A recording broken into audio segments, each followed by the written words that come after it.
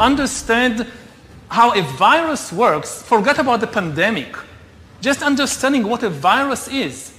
It's not even a living organism. It's a piece of code that manages to take over your body.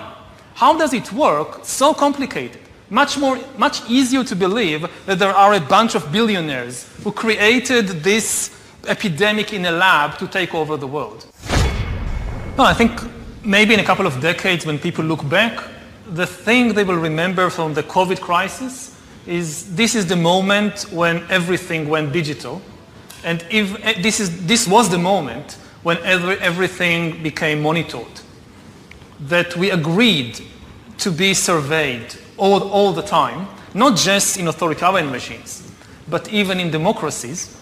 And maybe most importantly at all, this was the moment when surveillance started going under the skin. Because really we haven't seen anything yet. I think the big process that's happening right now in the world is hacking human beings, the ability to hack humans, to understand deeply what's happening within you, what makes you go. And for that, the most important data is not what you read and who you meet and what you buy, it's what's happening inside your body. So we had these two big revolutions, the computer science revolution, or the infotech revolution, and the revolution in the biological sciences. And they are still separate, but they are about to merge. They are merging around, I would say, the biometric sensor.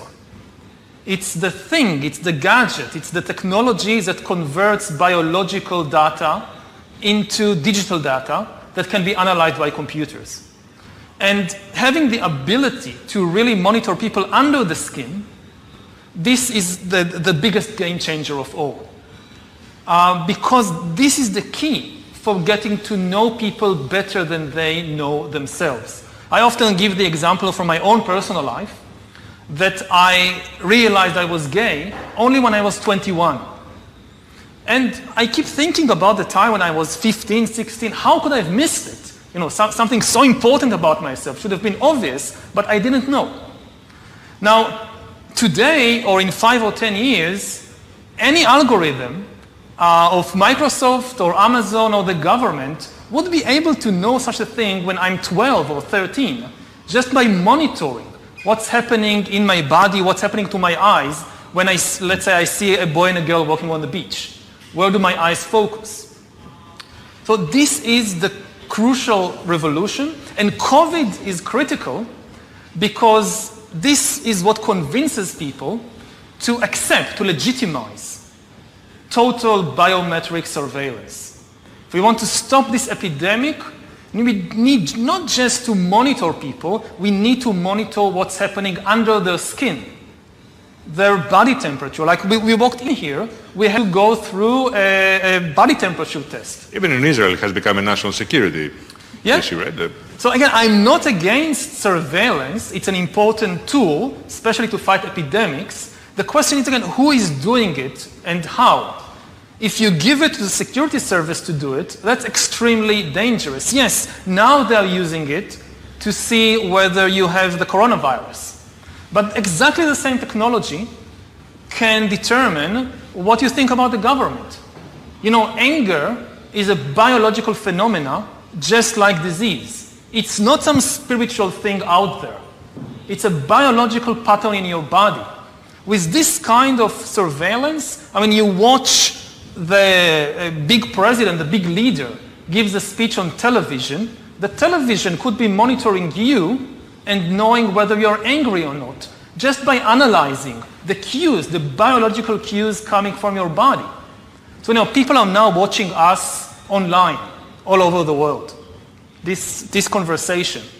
Now, maybe even right now, the people who are watching us are being watched and analyzed. And the thing is, it's not just you're now watching this. The thing is, we know that you're watching this, and we also know how you feel. Are you angry about what you hear? Are you frightened? Are you bored? This is the kind of power that Stalin didn't have. When Stalin gave a speech, everybody, of course, clapped their hand and smiled. Now, how do you know what they really think about Stalin? It's very difficult. You can't have a KGB agent following everybody all the time. Even if you do it, he's just watching your outside behavior. He doesn't really know what's happening in your mind. But in 10 years, the future Stalins of the 21st century, they could be watching the minds, the brains of all the population all the time, and also they will have the computing power to analyze all that.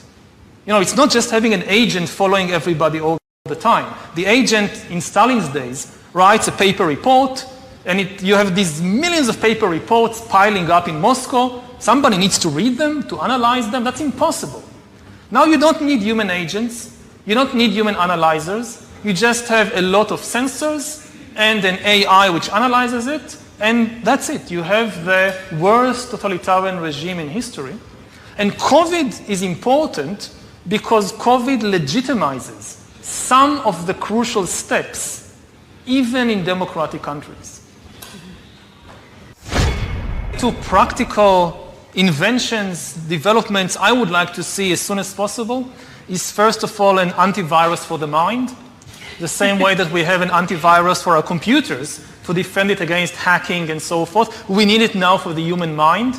Again, something that works for me, not for Microsoft, not for Google, not for Baidu, but something I can buy and that gets to know me in order to protect myself against being hacked. And secondly, I would like engineers to work on kind of balancing the surveillance equation. Yes, we have more surveillance of citizens.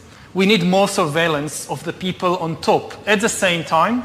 So we need to build more tools to, for example, fight government corruption. And, the technology, as you said in the beginning, it's neutral. You tell it to survey, to monitor the citizens, it monitors the citizens. You tell it to monitor the presidents and CEOs and so forth, this is what we'll do. So I would like to see more engineers working on developing tools that monitor the presidents and CEOs and ministers in the service of the citizens.